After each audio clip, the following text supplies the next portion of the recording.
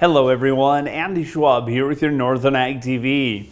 Well, the Trump administration is drawing a firm line between national security and agriculture with a bold new National Farm Security Action Plan unveiled by Ag Secretary Brooke Rollins alongside top defense and law enforcement officials. The plan targets foreign ownership of U.S. farmland and agribusinesses, citing threats from China and other adversaries.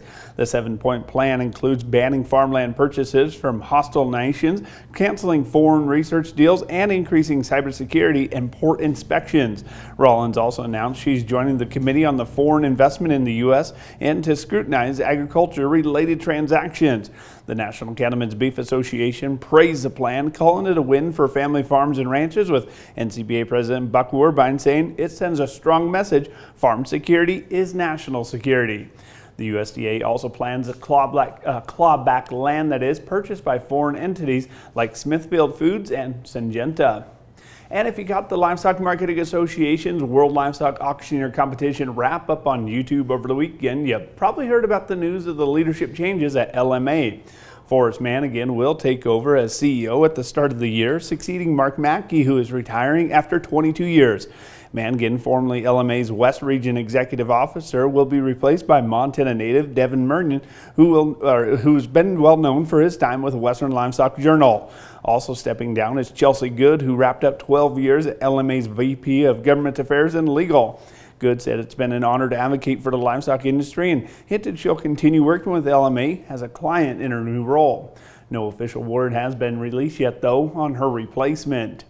And the Angus Association of America has rebranded its longtime feeder calf certification program as Angus Access, that is.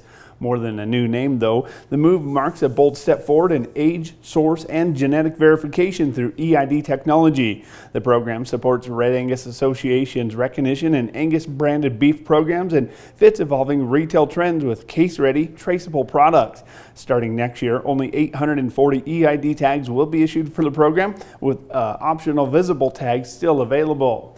However, the current tags will remain valid through July of 2027, that is. Speaking of cattle, we'll come back after the break to see if they continue their price climb, that is. From the beginning, we've worked closely with farmers. BNSF's ties to the agricultural community go back 175 years.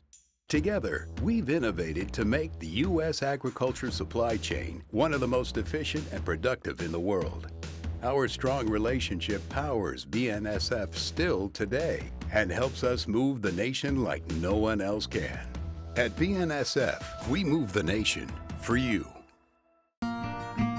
Talking with someone that you know is stressed out, those are difficult things to approach, but if you're good friends with those people, reach out and say, I'm here to talk to you. We can find somewhere to get some assistance. It's hard to get involved, but at the same time, you want to just say, hey, there is help available. For more tips in dealing with stress in agriculture or for free counseling for egg producers, visit beyondtheweather.com. Feeder cattle markets took advantage of the lower corn prices by pushing their prices higher by $3 to $4 for a second day in a row. Of course, stronger buyer interest and demand in the countryside is helping the confidence boost, along with box beef values starting to think about ascending to that $4 per pound price peak once again.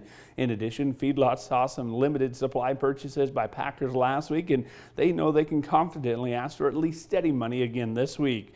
For the local auction barns, it's been pretty quiet throughout this holiday break. However, Headwaters Livestock had a real small test with coal bulls and cows making up the majority of their sale. 1,100 to 1,400 pound cows that is, gathered bids anywhere from $150 to $155, while those under 1,500 pounds, well, they're in that $135 to $147 money. And as mentioned earlier, grain prices struggled on the board yesterday, with row crops running into new contract lows.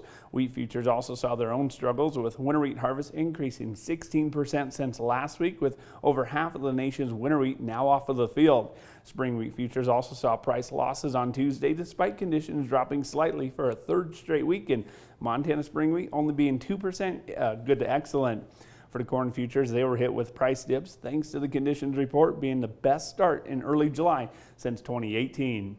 Well, that's going to do it for our Ag TV here on Northern Ag TV. I'm Andy Schwab. Have a great rest of your day.